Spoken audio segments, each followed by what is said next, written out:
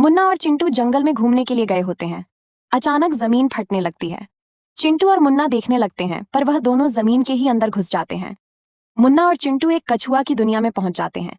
जैसे ही वह दुनिया में पहुंचते हैं, अचानक बहुत बड़े बड़े कछुए उनकी तरफ आने लगते हैं।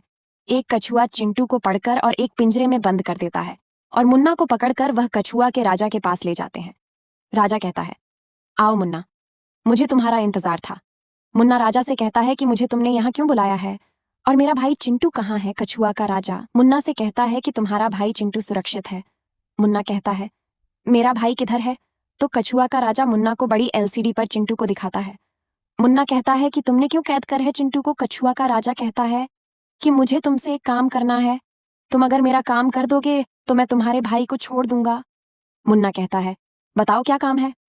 कछुआ का राजा कहता है कि तुम्हें समंदर में एक बिल्डिंग है, तुम्हें वहां से एक हीरा चुरा कर लाना है। मुन्ना कहता है, ठीक है। फिर मुन्ना एक कछुए पर बैठकर और हीरा चुराने के लिए निकल जाता है और कुछ ही देर में वह बिल्डिंग तक पहुंच जाता है। पर राजा ने मुन्ना को पूरी बात नहीं बताई थी।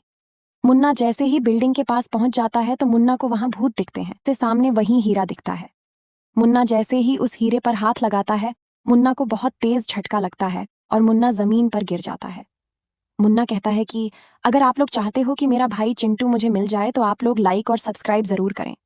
फिर मुन्ना चिंटू को याद करके खड़ा हो जाता है। मुन्ना जैसे ही हीरा को पकड़ता है, जितने भूत होते हैं सब में आग लग जाती है और सब भूत मर जाते हैं। मुन्ना हीरा लेकर कछुए पर बैठकर और हीरा को राजा को दे देता है। कछुआ का राजा कहता है कि जो अपने भाई को पिंजरे में से निकाल लो। मुन्ना वहां जाकर चिंटू को पिंजरे में से निकाल लेता है। फिर दोनों भाई खूब रोते हैं और फिर वह अपनी दुनिया में वापस आ जाते हैं।